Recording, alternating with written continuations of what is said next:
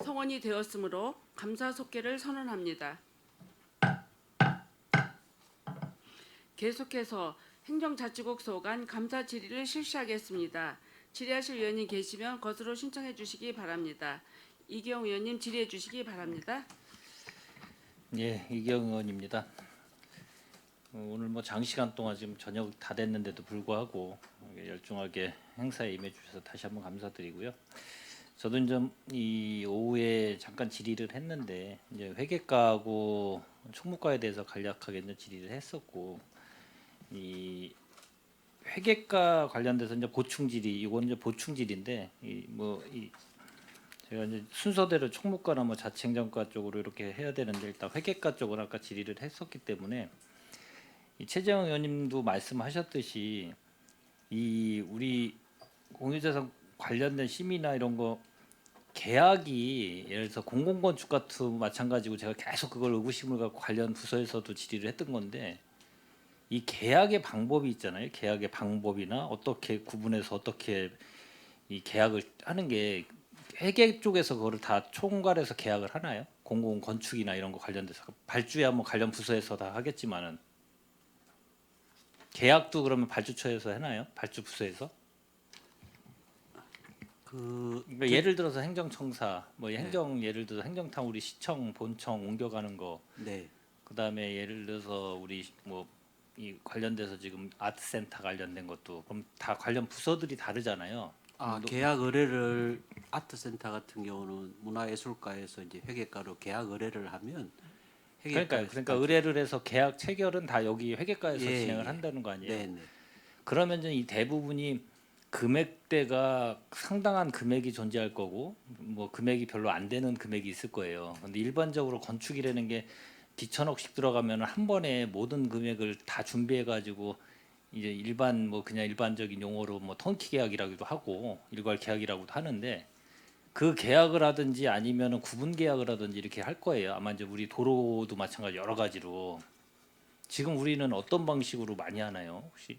그 아까 말씀하신 1,000억 넘는 그런 대형 공사는 공사 차수별 해가지고 1차수, 2차수 해가지고 그 기간에 그 감리단이랑 그 사업부서 그리고 건축부서 이렇게 월 한 두 번 정도 회의를 해서 다음 달 공정은 또 한 3개월 정도 공정은 이 정도로 하겠다. 그리 차수별로 몇십억씩 이렇게 이제 계약 의뢰를 하고 물품 같은 경우는 뭐 6개월 뒤에 설치해야 될 거를 계약 의뢰하고 그렇습니다. 도로 관련된 이런 계속 사업 같은 거는 어떻게 계약을 하나요? 거기는 여기 말고 각 부서에서 하나요? 도로 관련된 거는요. 도로 관련된 것들도 그 그러니까 이제 청사 건립 기금 해가지고 기금을 운영하는 부서가 있습니다. 그런 데서는 기금은 자체 그 사업소별로 계약을 하고 나머지는 회계가로 계약 의뢰를 그러니까 하고 도로 관련된 것도 다 계약은 회계과에서 하나요? 있습니다. 네네. 그러면 이게 차수 계약이 제가 봤을 때 장단점이 뭐예요? 장단점이? 그 예를 들어서 이제 공사를 하면 3년씩 이렇게 하잖아요. 금액도 뭐 1,000억, 수백억 넘어가고 이러면 한꺼번에 모든 공사를 다 계약을 할 수 없기 때문에 몇 개월 사이에 쓸 제품이나 뭐 장비, 부품 같은 거를 그 건축 공기에 맞춰서 계약 의뢰를 하고 있습니다. 이제 제가 이거를 왜 여쭤보냐면 이제 맹점이 거기에 숨어 있기 때문에 예를 들어서 저희가 만약에 1,000억이 준비가 돼 있다. 그럼 1,000억을 한 번에 계약을 해버리면 예를 들어서 뭐 100억이 되든 우리가 이 절감을 할 수가 있어요. 전체적으로 이 전체 큰 공사를 보니까 총 사업비가 계속 이렇게 늘어나는 부분이 생기더라고요.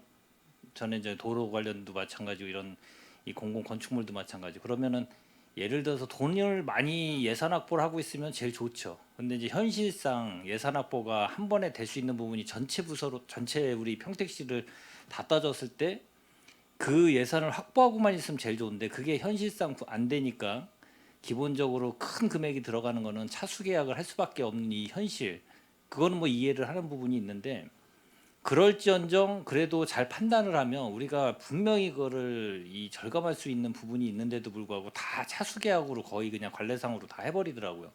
그러면은 어떤 현상이 벌어지냐면, 아까 말씀하셨듯이 뭐 의원님이 말씀하셨듯이 이게 이 물가 상승률을 반영을 할 수밖에 없는 구조예요. 차수 계약을 하다 보면 2년이 지나면 또 1년이 지나면 그거에 급등하는 거에 대해서 올려줄 수밖에 없는 거고, 그거는 어떻게 됐든 계약 단계가 이제 종료되는 거니까 차수에 의해서요. 그러면은 그 금액이 계속 변경 요인이 발생돼서 도로도 마찬가지고 다 보면은 그 이 우리가 이 설계 변경 사유든 이런 변경 금액 사유를 보면 대부분이 다 그렇게 써 있더라고요. 물가 상승률 반영, 그게 제일 많아요.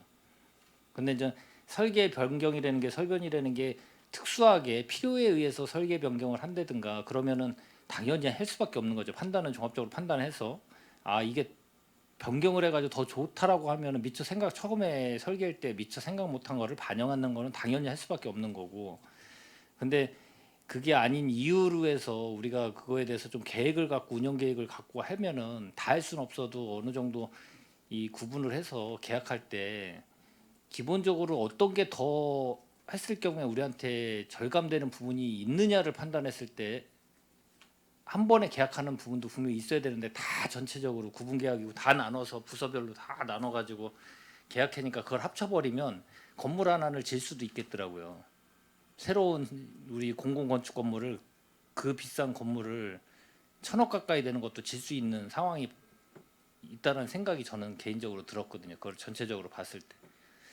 그런데 지금까지는 너무 관련 부서든 이 회계과든 기본적으로 워낙 이 예산이 부족하다 보니까 그냥 쫓겨서 그때 이제 사수 계약을 하다 보면 늘어나는 거 다시 계약해가지고 계속 반영해가지고 하다 보면 나중에 총 사업비가 예를 들어서 10이면은 그게 막 15가 돼 버리고, 이런 게 다 전체적으로 다 그렇게 돼 있다라는 게 이제 저도 상권이 있을 때부터 시작해서, 그리고도 그 얘기가 말없이 총액 사업비가 변경돼 가지고 그냥 바로 심사 들어오고, 우리가 한 번에 했으면은 이만큼이 필요합니다. 그러면 이만큼 승인해 가지고 심사해 가지고 필요하면 그냥 그걸로 끝나는데, 매번 들어오다 보니까 우리는 늘어나는 거를 모르는 상태에서 계속 총액 사업비가 늘어났단 말이에요. 그래서 그때 지적을 해서 지금은 아마 이 책자에 반영이 일부 되는 부서가 있다라고 제가 말씀을 드린 거고, 저번에도. 그래서 지금 이 얘기하셨길래 그거에 대해서 덧붙여서 제가 보충 질의를 좀 한 거고. 그리고 또 한 가지는 아까 이 우리 공유재산 관리에 이 기본적으로 우리가 민간인들이 불법 사용을 하게 되면은 이 변상금 그 관련된 거는 규정이 있죠. 상위법이든 그게 규정이 있죠. 네. 국유재산 관리법이든 이런 데에서 아마 변상금 부과에 대한 근거 조항이 있을 거예요. 근데 아까 말씀하시는 게 거꾸로 청소년, 우리 교육청소년과장님이 말씀하셨을 때 소송을 그 이제 만약에 민간인 분들은 그걸 받아내려면 국가나 우리 지자체 기초 강역에서 사용해 가지고 사유지 사용했는데 거기에 대해서 변상금을 거꾸로 줄 상황이 벌어지면 소송을 해가지고 부당이득 반환 청구 소송을 하든지 뭘 소송을 해가지고 그 근거를 갖고 와야 주겠다, 이제 그런 얘기를 하셨잖아요. 그게 그 법적으로 근거가 없으면 자체적으로 우리 시에서 누가 봐도 그거는 우리가 사용을 했고, 그러면 예를 들어서 국가에서 5년 동안 변상금 부과라면 우리도 그런 민간인 거를 사용했을 때 5년에 준용을 해서 5년 동안의 변상금을 그 규정에 맞게 계산해 가지고 받으실래요? 거꾸로 이렇게 하면은 이게 불법으로 문제가 되나요? 거꾸로 역제한으로 그 민간인한테, 그분한테 예를 들어서 우리 국유재산법 관련돼 가지고 변상금 부과할 때 우리가 5년치를 계산 방법에 의해서 부과를 시키는데, 거꾸로 그분들한테 그러면은 소송 안 하고 우리가 이 정도의 기준 준용을 해가지고 이 정도 금액을 혹시 받을 의향이 있다 그래서 그분들이 그럼 그럼 전 소송 안 하고 받겠습니다. 그럼 그걸로 그냥 끝나는 거잖아요, 협의가. 그런 기준은, 자체 기준은 할 수 없나요? 혹시 저희가 계속 그 전에부터도 그 생각을 했던 건데. 그거는 제가 그 법적으로 지금 의원님 말씀하신 거는 한번 저희들도 행감 끝나고 한번 검토를 해보겠습니다. 왜냐하면 이게 심의위원회를 만들든지 이게 거의 민간인분들은 가서 소송해서 그 근거를 갖고 와라 그러면 해주겠다라는 게 계속 그 행정에 이거 말고도 그 행정 제가 전에 그걸 하다 보면 그런 일이 많더라고요. 공무원분들은 근거가 없으면 못 합니다. 그러니까 소송을 해가지고 그럼 결론은 소송 비용도 거기서 소재기라면 여기도 소송 비용이 들어갈 거 아니에요. 그럼 줘라 그러면은 소송 비용도 또 줘야 되는 거잖아요. 거꾸로.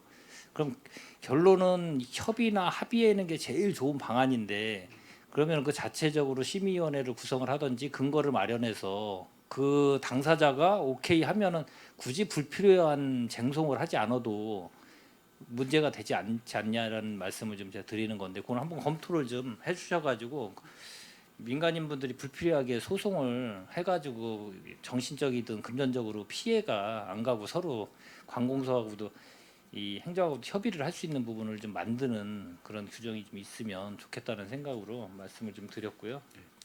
고차 검토 좀 해주십시오. 네. 근데 회계과에서 검토하는 건가요? 아니면 그런 관련된 소송이나 이런 건 어디서? 근데 이제 제가 그냥 법령을 아마 그런 법령은 없을 것 같은데 제가 그냥 상식적으로 하면 공무원이 만약에 이제 지금 말씀하신 대로 그런 예산을 반영을 할 예산 편성 관련 법령이나 지침이 있어야 될 것 같고 그렇지 않으면 그 예산 편성이 어렵고 또 그 예산 회계 법령상 공무원들은 10원이라도 지출을 하려면 그 근거 법령에 따라서 예산목을 다 반영을 해서 해야 되는데 아마 예산 회계 법령상 그런 조항은 제 기억으로는 없는 것 같은데 그게 한번 그래서 찾아는 보겠지만 그게 행안부나 이런 상위 기관에서 그런 법령과 지침을 만들지 않으면 자치단체에서 저희들이 그런 거를 법제화하기는 어렵지 않을까. 아니 그러니까 전에 제가도 선거지 있을 때 얘기한 게 뭐냐면 도로를 엄연하게 이 공공에서 썼는데 시에서는 이 포장을 해가지고 썼는데 사용 승낙서도 없이 누가 봐도 포장해서 썼고 누가 여러 사람들이 봐도 그게 맞다라고 하는데 결론은 행정소송을 해라. 그러다 보면 지는 경우도 있고 막 여러 가지가 있어요. 그래서 이 규정을 제가 뭐 얘기 드린 건 뭐냐면 그걸 검토하셔가지고 어떻게 됐든 민간이든 우리 행정 공무원분들은 더 편안하고 불필요한 일을 안 하게 만드는 게 더 좋잖아요. 그러면 그 근거가 없으면 그거를 말 그대로 상의로 뭐 어디에다 개정을 하든 국회의원님들이 괜히 계시는 게 아니잖아요. 그런 거를 좀 풀어주고 행안부에서 풀어줘가지고 어떻게 할 수 있는지를 만들어줘야 자체적으로 판단해서 심의해가지고 민간인분도 좋고 이 공공기관에서도 우리 지자체도 마찬가지고 소송 안 해서 좋고 그러면은 양쪽 다 좋은 거를 그냥 방치하는 부분이 지금까지 계속 지속돼서 왔기 때문에 그 민간인분들은 되게 답답하거든요. 그게 소송해가지고 근거를 갖고 오라 그러면은 그 기간도 그렇고 돈 지출하는 여러 가지 금전적인 것도 당사자라 그러면 그걸 느낄 거예요.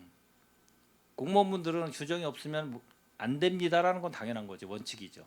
근데 그거를 양쪽 다 충족하는 걸 만들 수 있는 거를 법을 개정하든 뭐를 해서 만들어 가지고 자체적으로 개인이 그 공무원분들이 판단할 수는 없지만 여러 가지 규정이 된다라고 하면 심의회를 통해서 만들어 가지고 하든지 아니면 상위법을 개정을 하든지 이제 이런 거를 검토를 좀 할 필요가 있다라고 계속 제가 말씀을 좀 드린 건데 그게 이제 이렇게 말씀을 들으면은 회계과장님도 듣고 이제 그 다음에 어떻게 해야 될지를 모를 거예요 아마 이게 워낙 광범위한 일이라 그래서 그거를 좀 안 된 법적 검토를 해서 기준을 좀 마련할 필요가 있다. 우리가 조례로 안 되면은 뭐 법을 개정을 해야 될 거 아니에요. 그 관련돼서. 상위 법령에서 해야 되지 않을까. 그러니까요. 그거를 검토해가지고 그럼 뭐 알려주시든지 아니면 위에 국회의원분들하고 좀 협의를 해서 그거에 관련돼서 좀 알려주시고 개정 위에다가 올리든지 관련 부서 행안부에다 올리든 뭐 시행령만 고쳐도 되는 문제인지 이런 거를 좀 검토를 좀 해주시기를 좀 바라는 거죠. 네, 알겠습니다. 그 총무과 좀 잠깐 질의 좀 하겠습니다. 우리 이제 이것도 계속 나왔던 얘기인데 평택시 종합 청렴도가 상당히 뭐 그렇게 높지는 않아요. 뭐 우리가 청렴도가 어떻게 되는지는 아시나요? 24년도의 청렴도에 대해서는 권익위에서 발표한 2024년 12월 19일 날 공개한 공공기관 종합 청렴도 평가 혹시 알고 계신가요? 제가 등급까지는 정확하게 기억을 못 하고 네. 있습니다. 평택시는 이제 청렴 체감도가 4등급이고 청렴 노력도가 3등급, 그다음 종합 청렴도가 4등급을 받아서 경기도 내 31개 시군구에서 사실상 최하위예요, 하위. 하위로 이제 추락이 됐는데 문제는 이제 이게 왜 하위가 이걸 개선이 왜 안 될까? 이제 문제가 있으니까 이제 계속 하는데 4등급 연속 하락한 것은 이제 인사부서의 관리 부실, 이게 이제 주 쟁점이 좀 있는 것 같아요. 공직 내부의 부패 경험을 증가를 시상 이런 게 이제 여러 가지가 있는데 이게 이제 개선이 안 되면은 계속 하위 등급으로 31개 시군구에서 그래도 저희 평택시가 최소한 중상위는 돼야 되지 않을까. 뭐 상위권까지는 안 되더라도 이게 좀 올라가야 되는데 저희 뭐 의회도 마찬가지일 거고 의회도 뭐 거의 비슷한 것 같고 전반적으로 이거에 관련돼서는 청렴도가 좀 나름대로 개선을 해서 좀 노력을 해가지고 올릴 생각을 좀 고민을 좀 하셔야 된다. 이 대안을 좀 찾아가지고 아까 제가 말씀드렸듯이 여러 가지 요인은 있지만 그 요인을 좀 개선을 시켜야 되는데 우리 과장님은 그거에 관련돼서는 뭐 크게 잘 알고 모르시는가요? 어떻게 되나요? 뭐 인사 관련 제도는 저희가 매년 그 직원들의 의견을 반영을 해서 인사 관리 계획을 수립을 해서 그걸 공개하고 이제 그거를 굉장히 준수하도록 굉장히 노력을 하고 있습니다. 그리고 그 직원들 각 직렬별로 그 직급별로 해서 인사혁신 협의회를 구성을 해서 그 직원들하고 같이 그 계획을 같이 짜고 그다음에 어떤 중요한 변동사항이나 계획에 대해서는 항상 논의를 하면서 진행을 하고 있는 그런 노력을 하고 있다는 말씀드리고요. 또 각 이제 뭐 근무평정위원회라든지 인사위원회라든지 이런 위원회를 통해서 저희가 자체적으로 총무과 자체적으로 어떤 인사 행정을 하는 게 아니고 그런 위원회에 검증을 거치고 심사를 받고 그렇게 해서 의결을 받는 내용들이 대부분이기 때문에요. 그 과정의 어떤 시스템의 문제라기보다는 좀 개인적인 그런 뭐 혜택을 못 받았다 아니면 승진해서 누락이 되거나 본인이 만족할 만한 금평을 못 받았거나 이랬을 때 좀 그런 불만이 있는 거는 저희도 나름대로 개인적으로 그런 인사 고충 상담도 좀 계속 받아가면서 해결을 해주려고 노력을 하고 아니 있습니다. 제가 말씀드리는 건 인사 때문에 뭐 그게 청렴도가 떨어졌다는 말씀이 아니라 이제 인사부서에 예를 들어서 여러 가지 그 우리 직원분들이 이런 관리나 여러 가지를 했을 때 우리 이제 조직 청렴도잖아요. 조직 청렴도. 그거에 대한 이 청렴도가 우리가 왜 하위가 됐는지 그 요인을 정확하게 분석을 해가지고 우리가 개선을 해야 조금 좀 그거에 관심을 좀 갖고 좀 왜냐하면 우리 평택시가 암만 뭐든 이 대내적으로 뭐 예를 들어 여러 사업을 해가지고 대외적으로 이 평택시에 대해서 홍보를 한데도 청렴도나 이런 게 낮으면은 결론은 그걸로 다 까먹는 거기 때문에 그 관련돼서 좀 관련 부서에서는 그 개선 방안이든 이런 걸 좀 고민을 좀 해 주셨으면 하는 바람으로 좀 말씀을 드린 거고요. 그리고 또 한 가지는 저 제일 우리 여기 또 이 평택시도 마찬가지고 다른 지자체도 마찬가지인데 저희가 과도하게 증가하는 총 인건비나 뭐 여러 가지로 좀 인원도 중원도 안 되고 근데 총 인건 우리가 지금 총 인건비에 걸려 있는 거죠. 그렇죠. 인원보다는 총 인건비에 걸려 있는 거죠. 그 문제가 좀 있지 않나요, 그게? 그게 이제 그 이제 중앙에서 이제 총액 인건비를 계속 그 뭐 기준이라든지 기준 인력을 아예 이제 설정을 해놓고 거기에 맞지 않으면 페널티를 주는 그런 방식으로 좀 저희들을 이제 하고 있기 때문에 저희들이 이제 가능한 한 그 액수 내에서 인건비를 운영하려고 노력하지만 뭐 아시다시피 지금 계속 이제 개발 사업이나 각 부서에서 인력이 좀 부족한 상황이기 때문에 조금 그 인건비에 좀 초과되도록 하는 부분이 좀 있어서 저희들도 가능한 한 좀 그 총액 인건비에 맞추면 좋겠지만 또 각 부서의 그 어려움이라든지 그 사업이 정상적으로 좀 추진되기 위한 필수적인 인력은 그래도 좀 해줘야 되지 않겠나 또 그런 고민도 하면서 좀 일을 하고 있습니다. 그러니까 이 평택시 공무원의 인건비 이제 보수수당, 연금, 부담금 등 뭐 매년 증가는 뭐 추세이고요. 2025년 총 인건비는 우리가 한 1,886억 4,898만 원인 것 같아요. 24년도 뭐 24년도 1,793억 한 870만 원 대비 뭐 한 93억 정도가 이제 한 5.2% 정도가 증가됐는데 이제 출처는 평택시 이제 2025년 본 예산에 근거를 두고 지금 말씀을 드리는 거예요. 이제 공무원 수의 증가율을 상회하거나 이제 과도한 수당 지급 등으로 인해 인건비 부담이 커지고 있다는 뭐 지적도 있다고 하는데 이게 맞나요? 이 지적이 좀 있다고 하는데 일부 언론에서는 그런 얘기도 하는데. 수당은 그 수당 규정에 의해서 뭐 정액으로 지급이 되는 거기 때문에 수당보다는 제가 생각할 때는 뭐 연금, 부담금, 보전금이 조금 이제 그 계속 그 증가율이 있기 때문에 거기에서 조금 많이 늘어나고요. 각종 호봉이라든지 수당은 뭐 그렇게 많은 비중을 차지하는 것 같지는 않습니다만 그래도 일단은 한 요인이 되기는 합니다. 예. 일단 총 인건비 증가 원인에 대한 이제 좀 면밀한 분석을 통해 이제 예산 효율성을 좀 확보도 좀 해야 되고 수당 등 뭐 세부 인건비 지출 내역의 이제 투명성도 좀 강화해야 되고 이런 거 관련돼 가지고 좀 잘 검토하시고요. 그리고 혹시 그 우리는 공무직이라든가 뭐 청원 경찰 뭐 이렇게 보면 이제 다른 뭐 언론 보면은 청원 경찰이든 공무직이든 본인의 역할에 있는 그 이 주 업무 외에 있는 거를 막 하는 데가 있다라는 게 언론 보도가 좀 있어요. 우리 시는 뭐 그렇지는 않을 것 같은데 뭐 그런 관리는 잘 하시고 계신가요 혹시? 지금 청경 같은 경우는 정원은 19명인데 저 현원이 12명입니다. 근데 지금 이제 그 항만수산과에서 있던 청경들을 다 이제 본청에 흡수해서 저희 총무과에서 청사 방호에 지금 배치를 한 상황이 있고요. 그 나머지는 그 각 그 부서에서 그 청경의 역할에 맞게 지금 하려고 노력하고 있습니다. 배치나 뭐 이런 것도 잘 좀 네. 기준에 맞춰서 명확하게 좀 해야 되고 네, 네. 인사 관련된 것도 뭐 그분들도 또 마찬가지로 네. 투명성이든 공정성이든 이런 것 좀 잘 인사 시스템을 좀 구축해야 될 필요성도 있고 잘 좀 진행해 주시기를 좀 바라겠습니다. 네, 잘 알겠습니다. 그럼 자치행정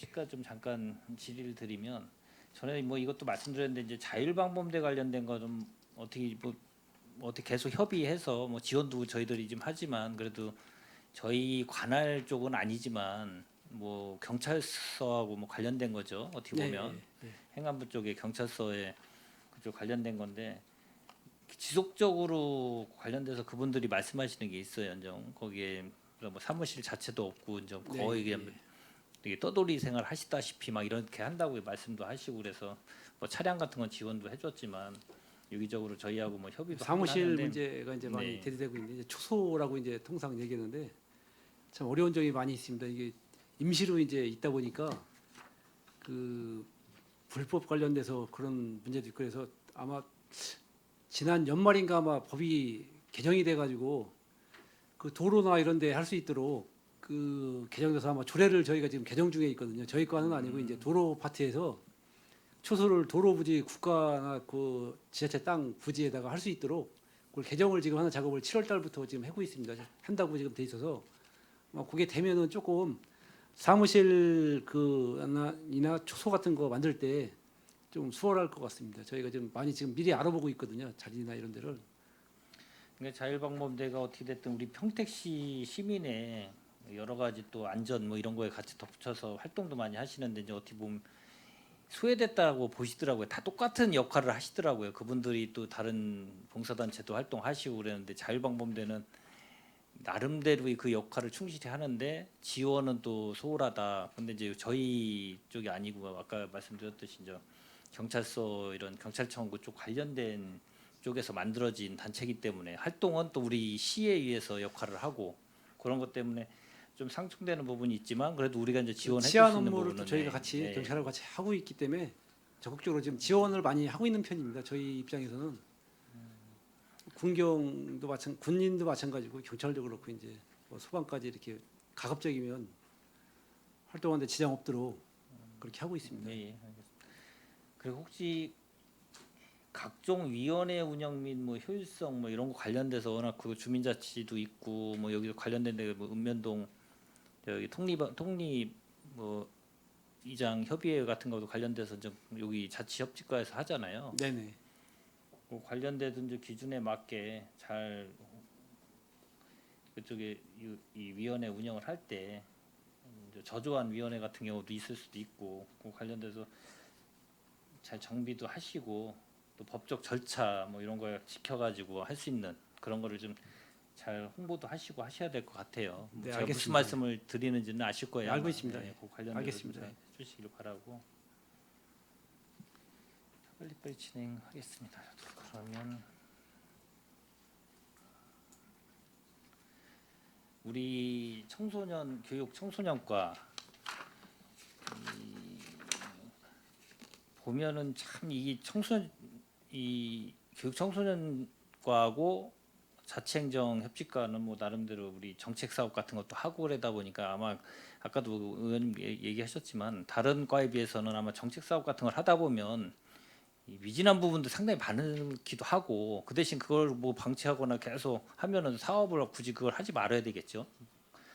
그래서 그 관련된 걸 정책 개발도 많이 해야 되고 불필요한 정책 사업 같은 경우는 과감하게 정리할 수 있는 부분 정리해야 되고 또 이제 육성해야 되거나 뭐 뭔가 정책 사업을 해야 될 부분은 타 지자체 보면은 워낙 뭐 잘하는 데가 꽤 있더라고요. 전에 보니까 청소년 정책 뭐 우수 사례 보면은 전라남도 뭐 장흥군 같은 데도 있고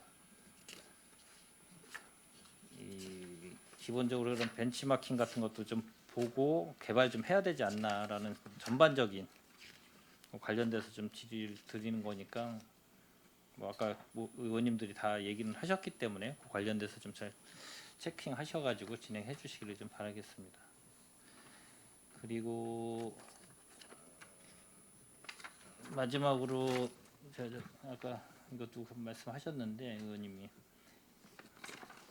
이 민원행정과 보면 대부분 이제 민원행정과도 그렇고 우리 읍면동에도 보면은 대부분이 민원실에 안전 칸막이 막 앞에도 이렇게 돼 있고 막 돼 있어요. 그때 코로나 때문에도 설치하고 뭐 고정적으로 계속 설치했는지 뭐 투명한 걸로 그게 이제 장점과 단점이 있는 것 같아요. 저도 이렇게 가보면 그걸 계속 그거를 그 유지하는 게 맞나요? 소통은 어떻게 보면은 민원인들하고 소통하기가 상당히 힘들더라고요. 그게 예, 지금 행안부 지침이 예, 예. 그렇게 설치하게 돼 있어가지고요.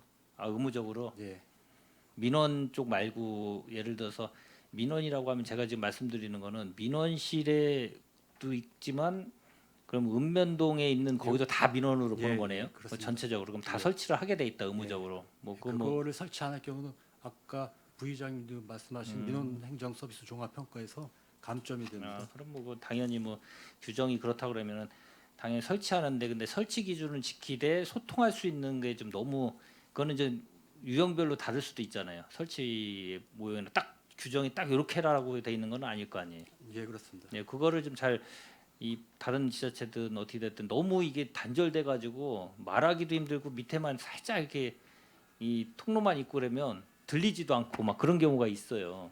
그게 이제 읍면동마다도 또 상이한 부분도 있을 거고 다 동일성으로 돼 있는 것 같지는 않거든요. 통일성 있게 이제 그런 거를 제가 좀 말씀드리는 거니까 너무 단절돼 있으면은 이 소통이 안 되고 그러다 보니까 되게 불편하더라고요. 민원이 좀 편해야 되는데 불편하면은 더 안 좋은 거잖아요, 이건. 그래서 읍면동별로 소통이 불편한 데가 있으면은 추가로 마이크도 설치하게끔 그렇게 또 하달도 했습니다. 네. 알겠습니다. 그리고 이 종합 관제 사업소도 이것도 마찬가지인데 뭐 중복된 거기는 하지만 저도 이거 준비하다 보면은 관제 사업소가 우리는 그냥 진짜 말 그대로 관리만 하고 종합 관제만 하는 데예요. 사업 자체가 없는 것 같아요. 그렇죠? 특별한 사업이. 불법 주정차 CCTV 설치는 관제사업소에서 직접 하고 있습니다. 그러니까 아이 불법 뭐 주장차 그 CCTV 설치하는 거야 뭐 그냥 설치 어디 네. 뭐 들어오면 설치하는 거니까 제가 말씀드리는 거는 예를 들어서 지금은 뭐 중국 같은 경우는 뭐 예를 저기 텔레비전인가 어디 뉴스에서 나오대요. 뭐 도둑놈이 어디 뭐 범죄 행위를 했어도 도망가질 않는다고. 워낙 많은 CCTV가 있어서 도망갈 필요도 없다. 어차피 잡히니까. 근데 이제 우리가 스마트 도시과하고 아까도 말씀해 주셨는데 스마트 도시가에서 전체적인 교통이든 뭐든 이런 첨단 이게 어떻게 보면은 선진 기술, CCTV 통합 관제 시스템 선진 기술, 뭐 AI, IoT인가 뭐 이런 도입 관련된 게 다른 데는 진짜 25년 행정안전부 주관 지자체에서 CCTV 통합 관제 우수 사례 경진대에 보면은 아시죠? 서초구나 뭐 이런 제주도, 경기도, 군산시, 부천시가 이런 데가 이제 경진대에서 상당한 상위권에서 들어갔는데 이 CCTV 통합 관제 제일 잘한 지역은 해가지고 막 서울특별시 서초구 뭐 안전사고 예방을 위한 보행자 실시간 혼잡상을 알리는 서비스 막 이런 거 우리도 좀 많이 하고 있나요? 그런 관련돼서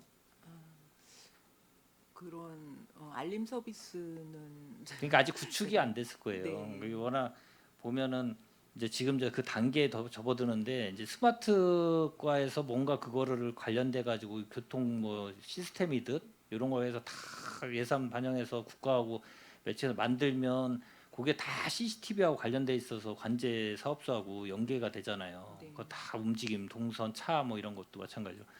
그게 그러니까 이원화돼 있어서 종합 관제 사업소는 그냥 관제만 하고 그냥 관리만 하고 이렇게 되다 보니까 너무 스마트 도시과하고 이원화돼 있는 이런 문제점이 있지 않나. 그럼 전혀 모르고 협의는 해더라도 뭐 이관에서 오면은 그냥 그대로 관리하고 그래서 이제 그게 조금 부서에 너무 관제 사업소 뭐 관리하는 뭐 이런 굳이 관제 사업소를 갖고 있을 필요가 있나? 그럼 다시 뭐 그냥 도시 뭐 예를 들어 도시공사나 이런 데 한 파트로 해서 그냥 다 맡겨버리는 게 낫지 굳이 평택시가 그걸 관제 사업소를 운영할 필요가 있나라는 생각이 또 드는 거죠. 그래서 그러면 자체적으로 관제 사업소에서도 좀 이런 사업이나 이런 거에 관련돼서 다른 지자체처럼 뭐 할 수 있는 부분은 좀 해야 되지 않나 좀 그런 거를 좀 말씀을 좀 드렸습니다. 네, 한번 검토해 네. 보겠습니다. 네, 이상입니다. 예, 수고하셨습니다. 네, 이기영 의원님 수고하셨습니다. 더 질의하실 의원이 계십니까? 예, 더 질의하실 의원이 안 계시므로 행정자치국소 간 행정사무감사 질의를 마치겠습니다.